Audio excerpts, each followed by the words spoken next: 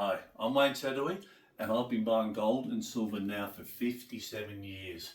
Before we had the term stackers. Remember all these grey-haired men? Silver stackers? Well, I've been one of them. Now, I'm not going to try and sell you anything, because I put all my gold coins into bulk storage in the vaults.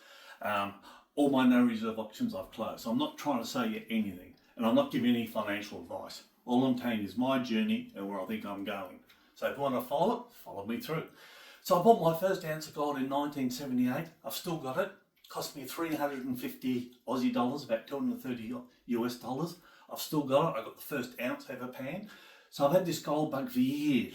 Now, 2007, I became a permit distributor. So I've been selling bullion and coin for 2 decades.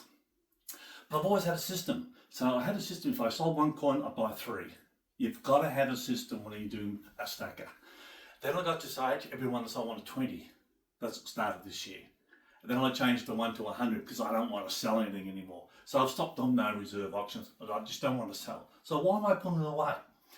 A lot of people talk about, oh, there's collapse coming, we've got big debt, fiat currencies. Great words, doesn't ring much, because whatever happens, rich people will still be rich, so don't worry about them. They're the ones that worry about that. Now, every century you see a country will change its financial positions. And with studying the coins, I can see, like having ancient Rome, for example, in 64 AD, they had a big fire, short of money. They started to dilute their silver coins. And it wasn't until the 3rd century that they stopped their silver coins, but they still lasted 177 years. People had trust. And then it changed, diversified to the Byzantine Empire for another 1,000 years. Now, how much I use the word trust? Then you have a look at the World War II. The Western countries were using silver in the coins. They stopped and went to nickel. But guess what? People had trust in it. Brilliant. And even you get another example in Europe. Austria had the Maria Thaler coin, 1780.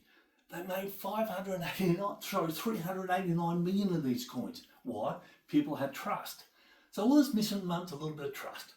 So if you look at the US Treasury debt at the moment, everyone talks about, hey, the US government's only 8 trillion. It's not domestic debt, it's international debt. So if they would do some gold backing, just think about it a minute, $30,000 would wipe the debt off. You have a look what Turkey's doing, China, Singapore. Everyone's playing around. How can we use gold some way as a currency it can be used? Now, I've waited 50 years for this to happen. Now we've got technology. I'm not interested in Bitcoin. I'm not interested in these cryptos at the moment. What's coming is something you can buy your bread with. If it's gold back, hallelujah, the world's going to be saved, everyone's going to be happy. So I'm putting my money where my mouth is. Follow it if you like, it doesn't matter. But I kind of imagine if you have a currency that is gold backed and you have tokenization. That's probably a word you haven't heard before. So if you have your digital wallet, whatever it is, you can use a token to buy your bread or your milk. Bang, it's going to explode. Good days are coming. I'm putting my money on that 15,000 an ounce for gold at the moment, 150 for silver. Depends which country gets ahead first, probably America first, but there's quite a few countries, China, you don't know, but think of it debt as different. There's opportunities. Enjoy. Thank you for listening.